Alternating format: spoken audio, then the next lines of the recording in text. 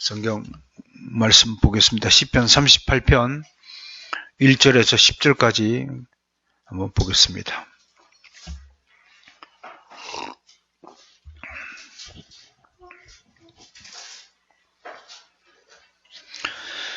교독하겠습니다.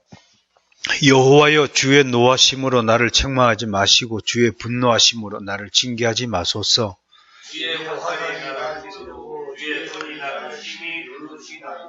주의 진노로 말미암아 내 살에 성한 곳이 없사오며 나의 죄로 말미암아 내 뼈에 평안함이 없나이다. 내 허리에 얹혀서 무거운 짐 같으니 내가 당할 수 없나이다. 내 상처가 썩어 악취가 나오니 내가 우매한 까닭이로소이다. 내가 아프고 심히 구부러졌으며 종일토록 슬픔 중에 다니나이다. 내 허리에 열기가 가득하고 내 살에 성한 곳이 없나이다. 내가 피곤하고 심히 상하였음에 마음이 불안하여 시름하나이다. 주여, 나의 모든 소원이 주 앞에 있사오며 나의 탄식이 주 앞에 감추이지 아니하나이다.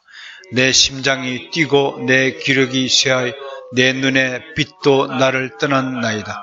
아멘.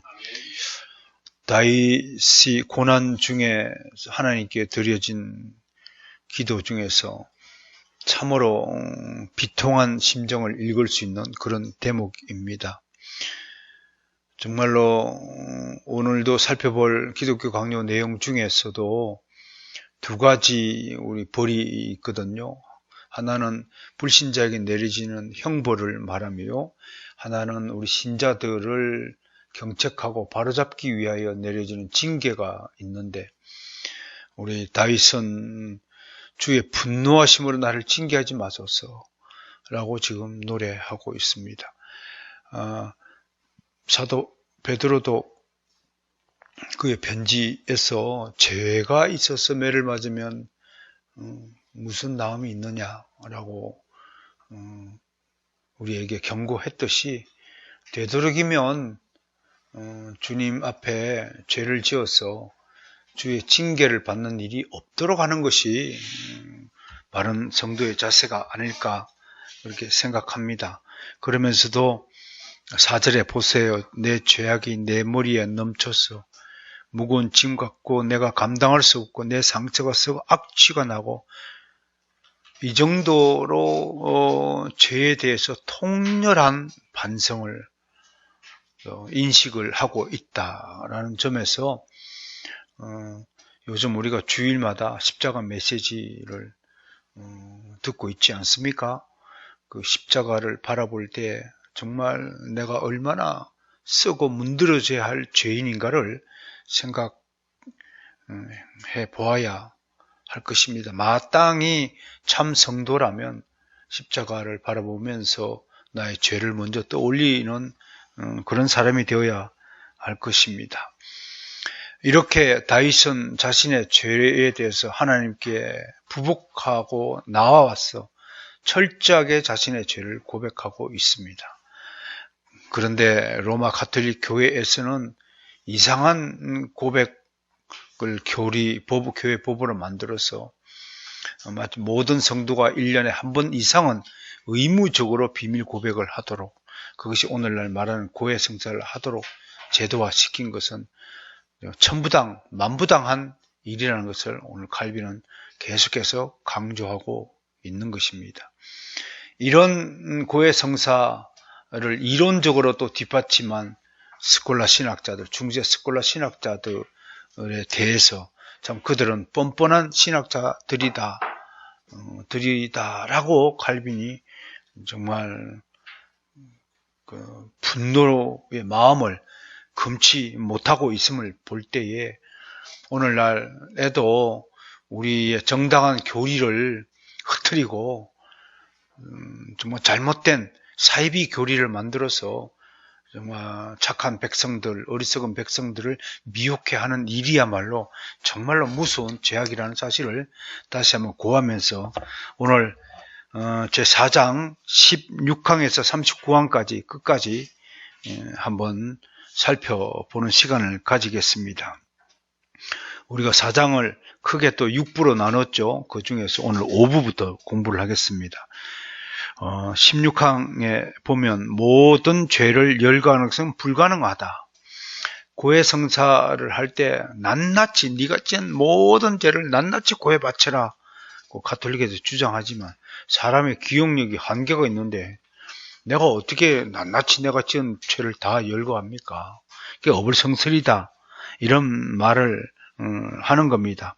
2번을 보세요. 다윗 같은 사람도 죄가 얼마나 많고 긴 꼬리를 가졌는가를 잘 알기에 죄를 일일이 세지 않고 다만 부르짖기만 할 뿐이었다. 여러분, 바리새인과 그 거지가 성전에 나와가지고 세리는 가슴을 치면서 그냥 저는 죄인일 뿐입니다 하고 고백한 장면을 우리가 신약 성경에서 기억하고 있지 않습니까? 가난한 거지가 나는 어려 5살 때 이런 죄를 지었고 6살 때 이런 죄를 지었고 그렇게 고백하지 않았죠. 그러니까 정말 자신이 죄인임을 인식하고 인정하고 자신이 죄에서 구하여 주기를 간구하는 그 심정만이라도 하나님께서 충분히 우리를 불쌍히 여기시고 받아주시고 우리의 죄를 용서해 주시는 하나님이라고 하는 것입니다. 그럼 이어서 17항을 보세요. 이렇게 완전한 고백의 요구야말로 신자들에게 엄청난 고통을 주는 것이다 라고 얘기합니다. 구해자들은 영혼에 참혹한 고통을 줍니다. 이게 죄를 고백하러 털어내러 갔다가 더 찜찜해서 돌아와요. 혹시 내가 오늘 고백하지 못한 죄가 뭐 있냐? 뭐 없을까? 이래가지고 찝찝하단 말입니다. 여러분들은 수사기관에 끌려가고 조사를 한번 받아보신 적이 있는지 모르겠어요. 고수 수사기관은요, 이게 속 시원하게 질문을 하지 않고 삥 돌려서 뭔가 알고 있는 듯한 그런 뉘앙스를 하면서 자백을 스스로 입으로 털어내도록 유도합니다. 마치 네 친구한테 내가 다 들어보면 다 알아. 그리고 네가 안 털어나와도 다 아는 수가 있거든. 그러니까 그냥 솔직하게 다 털어놓는 게 좋거든. 그 뒤에 알고 보니까 한 개도 모르면서 그렇게 유도심을 했다고 하는 것입니다. 특히 저 같은 경우는 저희 학번이 굉장히 유신헌법 마지막 때라서 굉장히 학생들의 데모 시위가 격렬했던 때였습니다. 잡혀가면은 형사들이 꼭 네 친구들은 다 불었어. 너만 괜히 고집 부린다고 해서 고생하지 마라. 네가 불면 너는 특별히 내가 봐줘서 빨리 빼줄게. 라고 유혹을 하는데 그 말은 모든 잡혀간 학생들에게 동일하게 제시하는 유혹의 말이었습니다. 그 말에 걸려가지고 진짜 고백을 하잖아요. 그럼 진짜 그게 죄가 되어갖고 그렇게 스스로 털어낸 사람은 다 감옥살이였습니다. 저처럼 모릅니다. 저는 아는 바가 없습니다. 저는 뒤에 가만히 따라다니다가 엉뚱하게 걸려들어가고 잡혀왔는데 저는 빨리 아르바이트 가야 됩니다. 이렇게 해서 시종일관 하면 쉽게 풀려 나오는 것이거든요. 그러니까 이런 고해성사를 하러 갔다가 신부 눈초리가 이상하게 찝찝하고 신부가 바라는 죄의 고백이 아니고 내 식대로 했다가 신부한테 핀잔을 듣거나 그러면 이게 이제 그날 저녁 집에 와서 골이 아픈 거예요. 혹시 신부님이 뭐 때문에 마음에 안 들어 불편했을까? 이렇게 하니까 이게 완전히 이런 잘못된 제도가 얼마나 일반 성도들에게 고통을 주는 것인가 생각해 볼 수 있습니다. 그러면서 18항에 가서 이런 완전한 죄를 고백하라 라고 하는 것이 얼마나 나쁜 영향을 주는 것인가를 고발하고 있는데 실행될 수 없는 것을 강요하는 것이다. 이 강요죄에 해당됩니다. 오늘 좀 강요죄입니다. 무서운 벌입니다. 그 다음에 두 번째, 죄인들로 하여금 자기 죄를 진정으로 깨닫지 못하게 합니다. 계속 이런 일을 반복하면 아이들한테 너 숙제 왜 안 해왔어? 이게 자꾸 얘기하잖아요. 그럼 아이들이 나중에 이제 싹 잔머리가 발달해 가요. 이게 애들이 정직하게 되어서 다음부터 숙제를 잘해온 게 아니라 자꾸 지적하고 그러면 잔머리가 발달되었고 우리 동훈이 스타일이 나타나는 거예요. 다 했는데 노트를 안 가져왔습니다. 이제 여러 가지 기본적인 변명이죠. 그거 딱 하다가 갑자기 숙제를 왜 안 해서 그러면 갑자기 배가 아프다고 그냥 잠깐만 배가 아파 죽겠습니다. 아픈 척을 하거나 이렇게 이제 잔머리가 굴려지게 되죠. 여러분 우리 학교 다닐 때 누가 물건을 잃어버렸잖아요. 돈을 잃어버렸으면 선생님이 눈 감고 손 들어 죄인 손 들어 그럼 손 듭니까? 안 들잖아요. 그때 괜히 또 그 영웅 심리가 발려갖고 지가 또 총대를 맨다고 제가 훔쳤습니다. 그러니까 고백하다가 진짜로 된통 우리 그 과학선생 대나무 뿌리 갖고 다니는 해골 선생한테 얼마나 맞았는지 모릅니다. 그러니까 이게 잘 고백을 해야 됩니다. 눈치를 잘 봐야 됩니다. 독한 선생한테 걸리면 오히려 아주 신나게 두들겨 맞습니다. 그러니까 이런 고백을 잘못된 이런 제도 비밀 고해성사 때문에 죄인들이 진심으로 죄를 뉘우치지 않고 나중에 변명거리만 찾는 구실이 되어졌다라고 하는 것이 실제로 그런 사례들이 굉장히 많았다고 하는 것입니다. 그리고 보십시오. 그 밑에 사면은 말씀을 전하는 목사가 직무를 합당하게 수행하고 있다는 조건에 근거하여 요한복음 22장 23절을 해석해야 된다고 하는 겁니다. 왜냐하면 가톨릭주의자들이 자꾸 이런 말씀을 가지고 고해성사의 근거를 삼으니까 이 말씀은 칼빈의 해석에 따르면 목사가 직무를 합당하게 수행할 때 목사가 목사다울 때에 이런 능력과 권리가 주어진다는 겁니다. 다 함께 읽을까요? 시작. 너희가 네 죄든지 사하면 사하여 질 것이요 네 죄든지 그대로 두면 그대로 있으리라 하시니라 라고 알 것입니다. 그 다음에 고백의 참된 원리는 우리의 이해력이 죄의 심년에는 미치지 못한다는 것을 인식하고 고백하는 것으로 그러한 고백만이 진정으로 용서를 받는다고 하는 것입니다. 에스겔서 18장 21절 22절 같이 읽습니다. 그러나 악인이 만일 그가 행한 모든 죄에서 돌이켜 내 모든 율례를 지키고 정의와 공의를 행하면 반드시 살고 죽지 않을 것이라. 그 범죄한 것이 하나도 기억함이 되지 아니하리니 그가 행한 공의로 살리라. 이 말씀에서 어느 부분에서 사자에게 나아가 죄를 고백하면 죄가 하나도 기억되지 않는다고 말했습니까? 하나님의 말씀대로 살고 행하면 하나도 하나님이 우리 죄를 기억하지 않는다고. 정말로 믿음대로 신앙대로 사는 것이 중요한 것이죠. 그러므로 우리 개혁파 신앙의 아주 중요한 핵심이 뭡니까? 삶이 곧 예배요. 삶이 곧 믿음입니다. 믿는 대로 행하는 것입니다. 그 믿는 대로 행하지 않는 것이 죄악이고 하나님은 우리가 믿음대로 그대로 행하고 또 주의 계명을 지키는 자가 주를 사랑하는 자라고 말씀하셨듯이 계명대로 살면 하나님은 하나도 우리가 죄를 일부러 나가고 고백할 필요도 없고 하나님은 우리 죄를 기억조차 하지 않는다고 오늘 약속하고 있지 않습니까? 그러므로 또 19항에 가서는 이 비밀 제도가는 전체적으로 교회에 해를 끼친다고 고발하고 있습니다. 보십시오.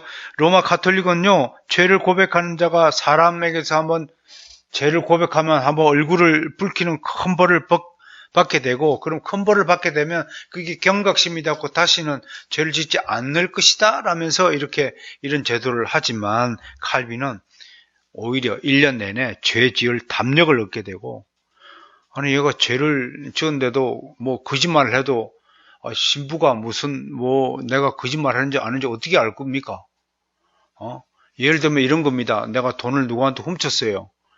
그런데 그걸 훔친 것을 고백하면 나는 교회로부터 이제 심판을 받고 정죄를 받고 심지어 매질을 당하거나 그렇게 되니까 뭐예요? 누가 그런 매질을 당하기를 자처하는 사람이 있겠어요? 해골 선생한테 되게 맞을 텐데. 그러니까 저는 훔치지 않았습니다. 그렇게 되니까 변명거리가 되고 신부가 무슨 점쟁이도 아니고 모르지 않겠습니까? 그러니까 자꾸만 죄 지을 담력만 생기는 거죠. 그리고 두 번째, 한 번에 모조리 죄를 털어버리겠다고 생각되며, 그래 거짓말로 죄를 했더니 신부가 아이고 수고했다, 네 죄가 다 사해졌다, 그렇게 말을 들었다 칩시다. 야, 이거 뭐 거짓말하는 게 통하네? 그러니까 이게 뭐 완전히 이거는 인위적인 그런 제도로 전락하고 마는 것이겠죠.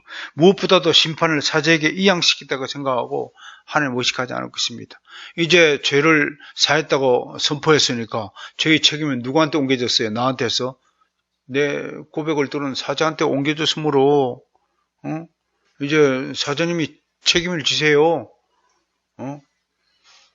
사제가 고백을 듣는 것은 성도들의 죄의 짐을 자기가 지겠다는 그런 그 솔선수범의 그런 동기가 있는 것 아니겠습니까? 이런 것들이 악용되니까 교회 전체가 성도들의 신앙이 어떻게 되겠습니까? 그냥 거짓말쟁이가 아닌 거짓말쟁이로 자꾸 만들어 가는 것이다 라고 지적하는 것입니다. 그럼 20방 보세요. 사제들은 사도들이 되는 후계자가 아니다. 성령 없이 열쇠의 권한은 사용할 수 없는 것인데, 그 다음 말이 무섭습니다. 사제들은 성령과 상관이 없는 자들이다. 그러니까 당시에 사제들이 다 그런 건 아니지만 정말로 무식한 사제들이 너무 많았다고 하는 것입니다. 그리고 우리 오늘 한국 교회처럼 목사가 되는 과정들을 보면 참 부끄러운 점이 많이 있듯이, 이 당시 사제 되는 그런 과정들도 불법, 편법, 비리들이 수두룩했다고 보고되어 있습니다. 심지어 자기 이름도 쓸 줄 모르는 사람이 성직자 옷을 입고 행세했다는 것이고, 주기도문을 마르틴 루터가 만든 것이라고 설교 시간에 주장한 성직자 가톨릭 사제도 있었다고 하는 것은 참으로 해프닝이 아닐 수가 없는 것입니다. 그러니까 이렇게 되니까 사제들은 성령과 상관이 없는 자들이다 라고 칼빈이 공격할 수밖에 없습니다. 그리고 21항 메고 푸는 것이 불확실하다. 사람의 손으로 어떻게 한 사람의 죄를 메고 풀 수 있느냐라고 얘기하는 것이고요. 그 다음에 22항에서 열쇠의 권한의 바른 사용과 오용을 얘기하면서 사제들의 조사권과 재판권은 권한 남용이다. 요새 형법에 제가 찾아보니까 형법 제7장에 보니까요, 공무원 직무에 관한 제 123조의 직권 남용죄라는 게 있더라고요. 요새 어떤 여자 장관이 지금 이 죄를 저지르지 않은가 많은 법조인들이 우려하고, 참 한 번도 경험하지 못한 지금 나라의 일을 목격할 때마다 이 작자들이 지금 이 나라를 어디로 끌고 가려고 이렇게 어지럽히고 위선적이고 이중적이고 오직 자기 지지자들만을 위한 정치에 몰두하는가라고 생각할 때, 정치 문제에 초연해야 할 목회자의 입장이지만, 참 국가와 민족을 생각할 때 한편으로는 참 마음이 어지럽고, 이렇게 위선적인 사람들에게 하나님이 왜 이 나라의 정치를 맡기셨을까? 또 한번 생각을 해보았고, 여전히 저는 이 모든 책임이 우리 목회자들에게 최우선적으로 있다라고 주장하는 것입니다. 우리 한국 교회 형편을 보면 정말 저도 목사이지만 제가 정말로 목사로서의 자질을 갖춘 사람인가, 목사로서 소양을 갖추고 목사로서의 책임을 다 하고 있는가? 그런 생각을 아니할 수 없는 것입니다. 이런 직권 남용죄는 5년 이하의 징역이고 1,000만 원 이하의 벌금이고 10년의 자격정지를 받도록 되어 있더라고요. 야, 상당히 무서운 죄라고요. 그러니까 이런 사제들의 권한 남용, 직권 남용 죄를 선포하고 있는 것은 이 비밀 고백의 조항이 얼마나 무서운 죄인가를 다시 한번 우리가 강조하는 것입니다.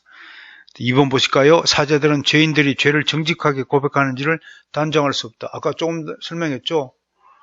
고해성사 듣는 신부가 무지 신통한 사람도 아니고, 관심법을 통해 갖고 속을 다 들여다보는 궁예도 아니고 말이에요. 저 사람이 진짜로 고백하는지 안 고백하는지 어떻게 단정합니까? 그러므로 사제의 판단을 근거로 하는 교황의 사제권도 무효다.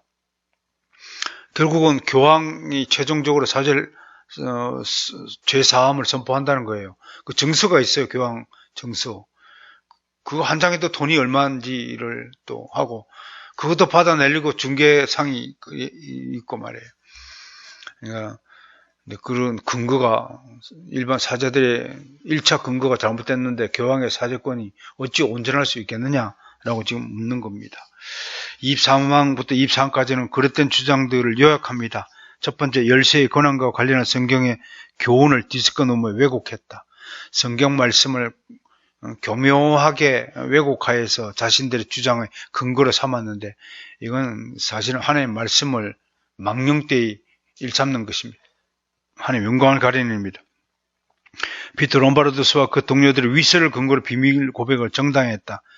1100년경에 살았던 이런 그 스콜라 신학자들이 어떤 목적 달성을 위해서 이렇게 근거를, 서류를 조작하는 것. 지금 저희 학교도 이런 조작 서류를 가지고 자신들의 입지를 정당화하기 위해서 막 하는데 이런 모든 것들이 하나님을 속이는 것입니다. 거짓은 하나님의 속성에 없는 성품입니다.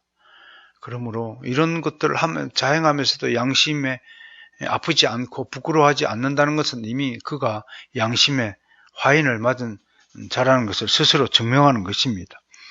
그다음 사제들이 새로운 용서의 방법으로 처벌과 보석을 명하는데 이는 하나님을 상대로 호민간 행세를 하며 가르치는 것이다. 보석이 뭐예요? 네가 지은 죄값을 물어내라는 겁니다. 죄값을 교회에 바치라는 겁니다. 그렇지 않으면 처벌한다, 받는다. 이게 뭡니까 이게? 겁주는 거잖아요. 너 헌금해. 옛날에는 그런 부흥사들 많았어요. 은근히 하고. 집을 팔았으면 말이야. 하나님의 집을 건설하기 위해서 그 집값을 바치도록 한 것이 큰 믿음이지 말이야. 네 주머니에 썩 집어넣어 이놈아. 이 천벌 받을 놈아. 막 교단 당안에 서서 막 고함을 치고 순진한 시골 할아버지 혹시 또 잘못될까봐 벌벌벌 떨면서 그냥 헌금 자원해서 뭐 고백해 자 3천만 원부터 부르겠어 그래가지고 뭐 3천만 원 손들고 뭐 5천만 원 손들고 별짓 다 했어요. 한국 교회가요. 이 부끄러워해야 하는 겁니다.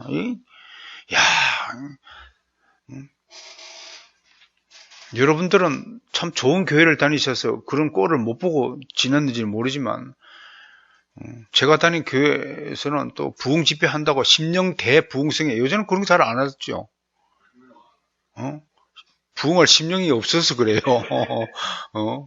막 심령 대부흥성에 하면서 막 백바지 입고 흰 구두 신고 흰 손수건 돌리면서 막 불러 뭐 그렇게 하고 외치면서 헌금을 은근히 강요하는 그런 짓거리들을 얼마나 많이 했습니까? 참 부끄러운 짓입니다. 이건 사제들이 처벌과 보석을 이렇게 주장한 것과 뭐가 다를 바가 있습니까? 그럼 25항 봅시다. 보석을 헛짐 뭐입니까?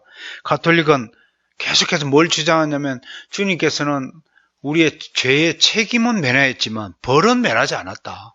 이것도 겁주는 겁니다. 이게 책임이 면해줬으면 벌도 면해줘야죠. 정말 웃기는 주장이죠. 그러므로 이를 벌금을 내야 한다라고 주장한 겁니다. 그러니까 기성전 돈이에요. 가톨릭에 행사하는 모든 제도들은 무엇 때문에 만들었냐? 기성전 돈이에요. 그 마리아상 왜 만들었어요? 기성전 돈이에요. 돈 때문에 만들었어요. 면접을 왜 만들었어요? 기성전 돈이에요. 돈 때문에 만들었어요.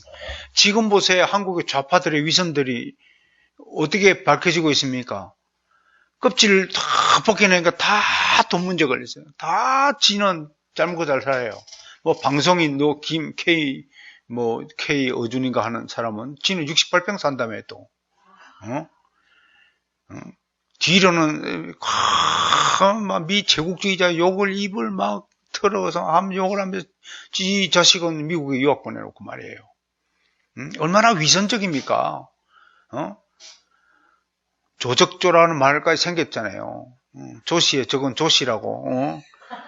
지가 한 말도 못 지키면서 그래갖고 정말 얼마나 뻔뻔스러면 그 얼굴을 하고 요즘도 멀찌 그리고 있더구만요. 야, 정말 세상이 어쩌다가 이렇게 타락하고 말았을까요?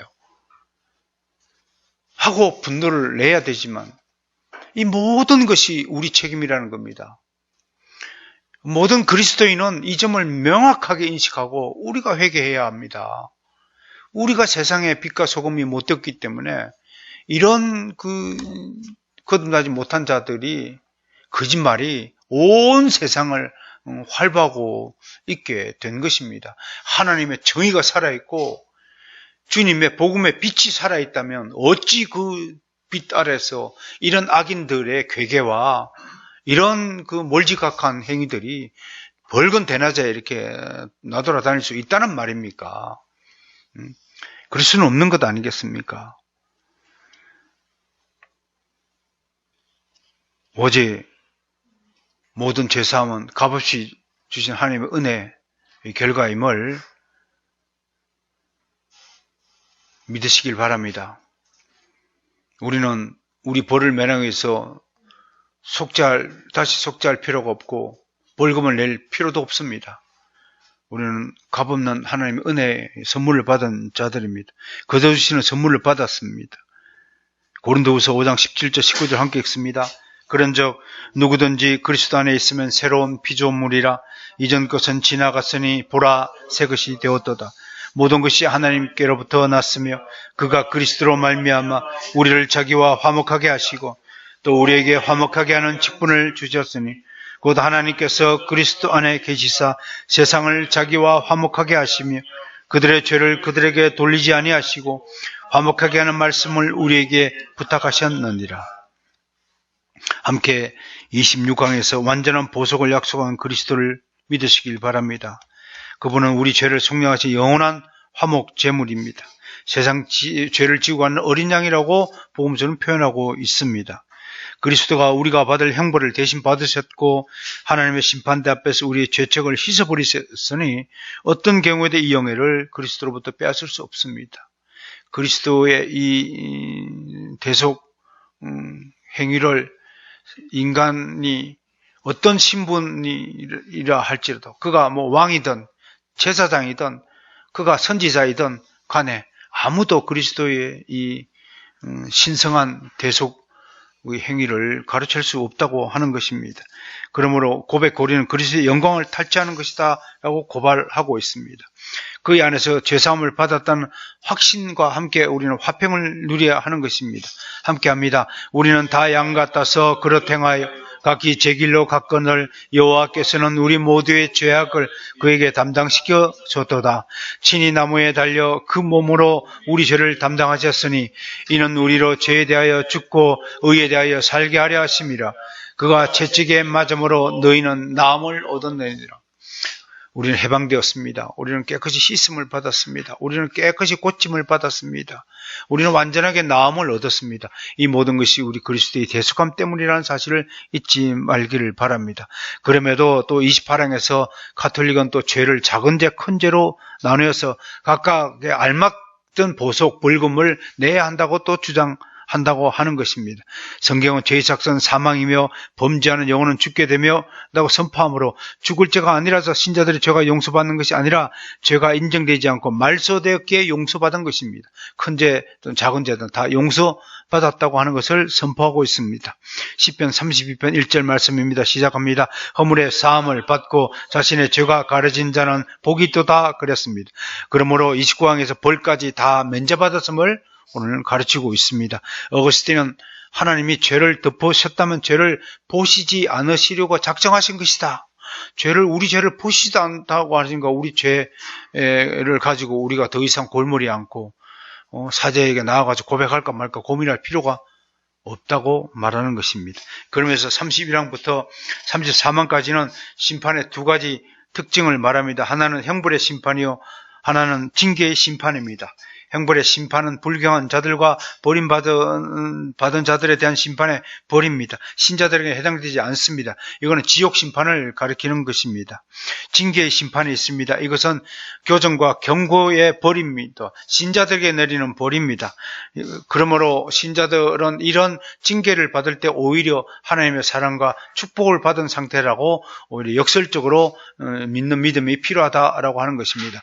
하나님은 그 사랑하는 신자마다 징계하지 아니하는 법이 없다라고 히브리서 기자가 그렇게 슬퍼하지 않았습니까? 그러니까 징계를 경히 여기지도 말아야 하지만 징계를 두려워할 필요도 없습니다. 하나님은 우리를 사랑하시니까 우리의 잘못을 고쳐주시기 위해서 우리를 징계하신다라고 하는 것입니다. 보십시오. 사울의 경우는 형벌을 받았고 다윗의 경우는 질책을 받았다. 사무엘상 15장 23절 말씀입니다. 이는 거역하는 것은 점치는 죄와 같고 완고한 것은 사신 우상에게 절하는 죄와 같음이라. 왕이 여호와의 말씀을 버렸으므로 여호와께서도 왕을 버려 왕이 되지 못하게 하셨나이다 하니, 이건 사울 왕에 대한 하나님의 형벌의 심판의 말씀입니다. 그러나 다윗 왕에게는 이런 형벌이 아니라 다윗 왕의 징계를 내리는데, 바세바의 사이에서 태어난 아기를 살려달라고 다윗이 기도하였지만 하나님은 징계를 내려서 그 아이를 이래 만에 죽게 만들으셨습니다. 그러자 아이를 살려달라고 간구하는 일주일 동안 다윗은 금식하고 울며 불며 눈물을 펑펑 쏟으며 하나님께 매달렸지만, 아이가 죽었다는 소식을 듣자 갑자기 자리에 일어나서 깨끗이 씻고 더 이상 울지도 않고 정상적인 복장을 하고 있으니까 신하들이 아니 어찌 아이가 죽었는데 그럴 수 있습니까? 그랬더니 아이가 죽지 않았을 때는 혹시 하나님이 나를 불쌍히 여겨서 나의 간구를 들어주실까 하여 내가 울며 간구하였지만 하나님이 나에게 징계를 행하셨으므로 나는 더 이상 이 아이를 위하여 기도할 필요가 없다라고 고백하는 다윗의 그 모습을 우리가 기억하고 있지 않습니까? 징계를 받은 자의 참된 모습이 어때야 됩니까? 하나님의 징계를 감사함으로 당연하게 받아들임으로써 오히려 하나님의 사랑을 더욱더 받아내는 그런 역설의 믿음이 되어야 할 것입니다. 34강 봅니다. 징계를 받는 신자의 소망이 무엇입니까? 징계를 받을 때 하나님이 벌한다고 느끼시면 그는 하나님의 사랑을 믿을 수 없겠지만, 비록 하나님이 죄에 대해 노하시지만 죄인에 대해서는 자비하시고 인자하시다는 사실을 아셔야 하는 것입니다. 함께 합니다. 시편 94장 14절입니다. 시작. 여호와께서는 자기 백성을 버리지 아니하시며 자기 소유를 외면하지 아니하시로다. 그러므로 값없이 받은 죄의 용서에 대해서 기억해야 됩니다. 다윗뿐 아니라 세리, 베드로, 중풍병자 어떤 그냥 의롭다함을 받은 사례는 성경에 무수히 많이 있습니다. 그러므로 벌에 대한 배상으로서 또 선행을 해야 한다라고 주장하는 그런 가톨릭 교회들의 잘못된 주장을 이렇게 공박합니다. 다니엘이 느부갓네살 왕에게 죄를 속하는 공의를 행하라고 요구한 것은 하나님을 달래거나 벌에 대한 속전이 아니다. 배상금이 아니다. 벌금이 아니다. 여기서 속하라고 한 것은 하나님이 아니라 사람에게 한 것이라는 것입니다. 그러면서 혹시 기도 중에 너희 형제와 화목하지 못한 일이 생각하거든 속히 형제와 화목한 다음에 와서 예배를 드리라고 한 것처럼, 하나님은 이웃에게 잘못한 행위를 용서를 받는 일에 대해서 철저하게 하게 먼저 그것을 행하라고 우리에게 주문하는 것입니다. 이것을 가지고 이런 그 이웃에게 잘못한 것을, 사람에게 잘못한 것을 즉시로 해결할 것을 주문하는 이런 말씀을 이렇게 그 비밀 고백의 조항으로 잘못 오용하고 있는 것을 칼빈이 지금 지적하고 있는 것입니다. 그런 것 때문에 선행을 하라고 한 것이 아닙니다. 네가 지은 벌을 면제받기 위해서 벌금을 내고 헌금을 하고 선행을 하라는 거 주장하지만 그것 때문에 벌금을 내고 선행을 하는 것이 아니라고 하는 것입니다. 그러면서 37항에서 탕감받은 자의 비유에서 죄인이었던 한 여인에게도 마찬가지로 네 벌을 면제받기 위해서 이렇게 배상을 하라고 요구하지 않으셨다고 하는 것입니다. 교부들의 권위를 근거로 삼는 가톨릭 교리 보석 사상을 칼빈은 명확하게 거부하고 있고, 마지막으로 39항에서 부패한 스콜라 신학자들의 일부 그릇된 사상을 가르친 교부들의 말을 근거로 보석주를 유포시킨 스콜라 학자들의 행동은 매우 황망한 것이다 라고 이 비밀 고백에 대한 말씀을 매조지하고 있습니다. 그 밑에다가 제가 지금까지 칼빈의 비밀 고백에 대한 그런 여러 가지 주장들을 요약해 두고 있습니다. 첫 번째, 성경에 따르면 사적 고백에는 두 가지 종류의 고백이 있다라고 얘기합니다. 하나는 우리 자신을 위한 고백으로서 우리는 서로 자신의 죄를 고백해야 된다. 혼자 고민하거나 속을 끓이지 말고 믿는 성도들 간에 제가 이런 죄를 지었는데 저를 위해서 기도해 달라고 부탁해야 한다는 것입니다. 그것으로서 서로를 위로하고 또 기도하면 극복하기가 쉽다는 겁니다. 특히 이때 목사가 이런 얘기를 들었을 때는 성경 말씀을 가지고 위로하고 당신의 죄를 하나님이 불쌍히 여기서 반드시 용서해 주실 것을 믿습니다 하고 축복 기도를 해 주는 것이 마땅하다고 말씀을 하는 겁니다.